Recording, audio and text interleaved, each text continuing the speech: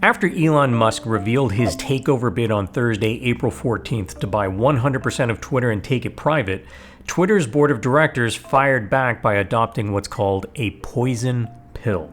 In this video, you're going to learn what is a hostile takeover, what is a poison pill, how successful are poison pills in preventing hostile takeovers, and what could happen from here. Hey everyone, my name is Preet, and this channel is for anyone who wants to learn more about the world of money around us. Let's give a quick rundown of what's happened in this whole Elon Musk Twitter saga lately. January 21st, Elon Musk criticized Twitter yet again, this time about how they are spending their engineering resources on new features instead of trying to fix the known problems on the platform, like getting rid of bot accounts.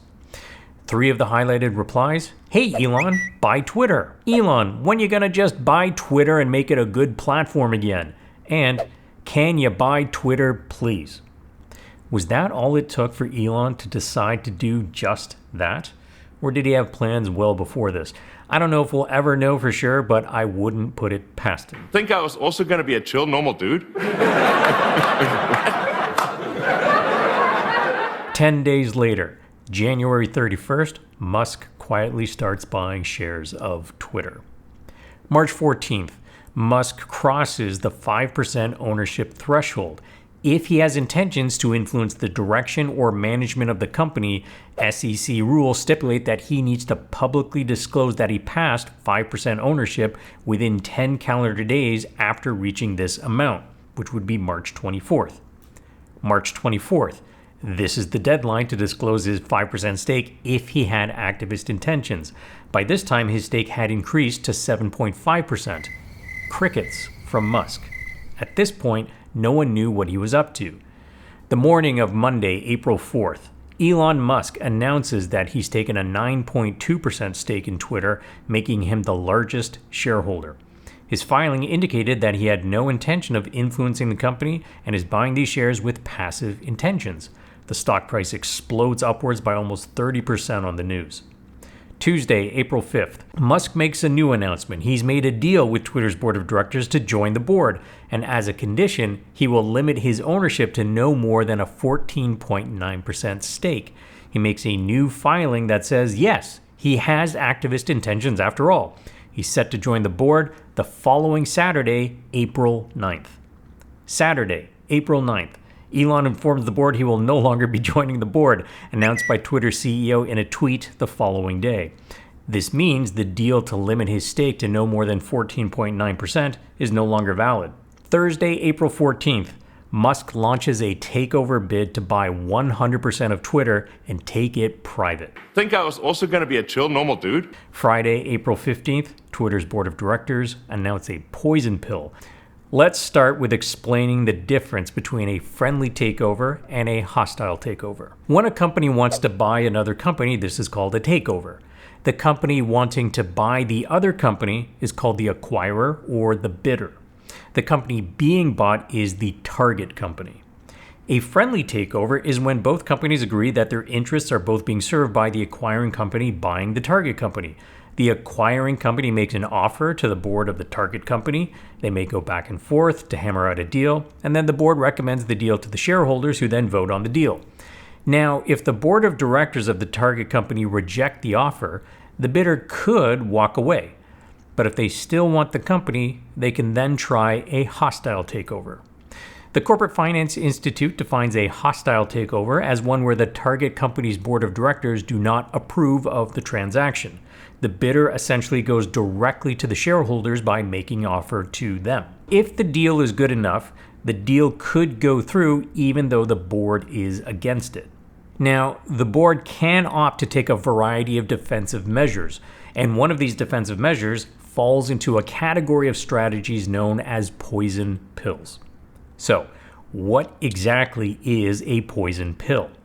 The name comes from the use of actual poison pills used by spies in case they got caught by the enemy. They would take the pill to kill themselves instead of facing interrogation to avoid giving up state secrets. So, pretty hardcore stuff. It's looking pretty bad with the investigation, and Logan says we have to take these.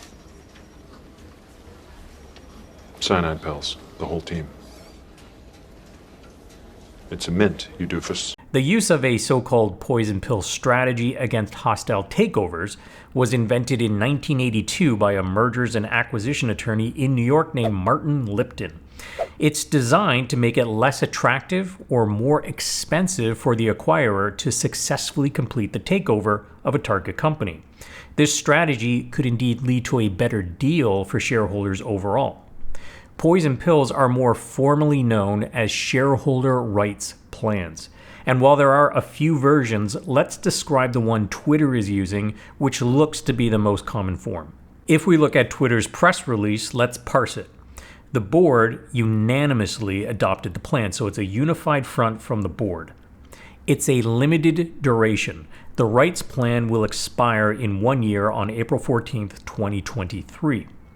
I'll link the news release in the comments, but this paragraph basically says that the stated goal is to increase shareholder value, making sure they get as high a price as possible, and to give the company enough time to consider any proposals. The third paragraph says they are happy to do a deal if they think it's in the shareholders' best interests. But here is where we get the details of what the poison pill is in Twitter's case. If anyone, really meaning Elon Musk, acquires a stake of 15% or more, this triggers the shareholder rights. And these rights are the right for all existing shareholders, except the acquirer, Elon Musk in this case, to buy newly created shares of Twitter. And let me just summarize the 51 pages of the plan they announced.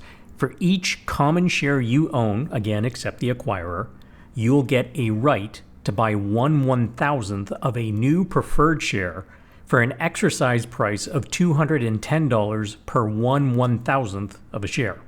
And it will be worth $420 after you buy it, because now everyone has devolved into using the 420 meme.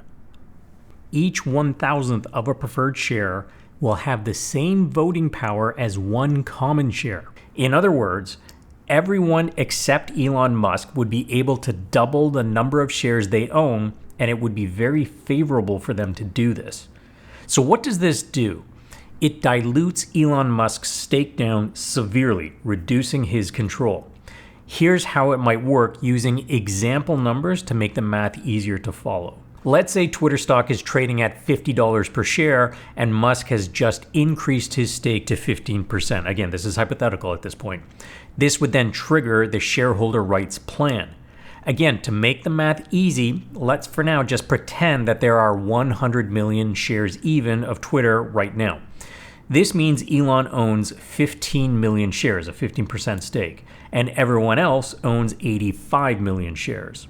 Now, everyone in this group is allowed to buy 1/1000th of a preferred share for $210 for each common share that they currently own. Each 1/1000th of a preferred share will have the same voting power as one common share. If everyone in this group exercised their rights, this increases the number of common share equivalents for this group to 170 million shares.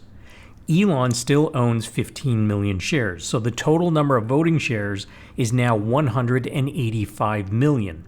But his stake has decreased from 15 million shares out of 100 million shares, or 15%, to 15 million shares out of 185 million shares, or equivalents, which is 8.11%. His ownership stake is almost cut in half.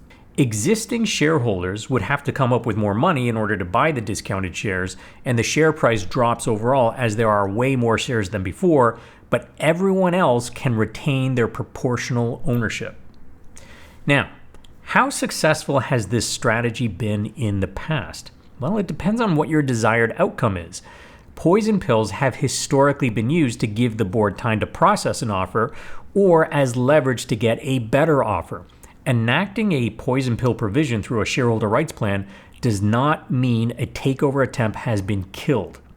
According to CFO Magazine, in an article published in 2001, from 1997 to the article's publication, for every company that successfully used the poison pill defense to prevent a takeover, 20 companies with poison pills were eventually taken over. It may very well be the case that the poison pill provision existing is merely to give the target company some leverage in negotiating a better deal. The limited duration clause of a poison pill provision generally lasts for 1 year, as is the case with Twitter, and a lot can happen in that time. Perhaps the share price increases beyond the acquirer's offer price. Maybe the acquirer decides to move on, and maybe the acquirer increases their offer. It's also possible that the shareholders reject the poison pill plan because they are unhappy with the board's management.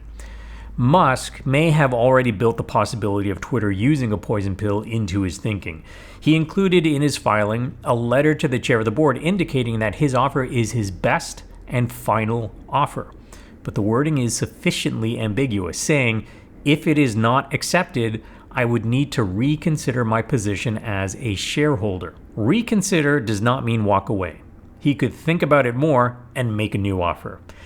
I don't think anyone knows what happens next, not even Elon.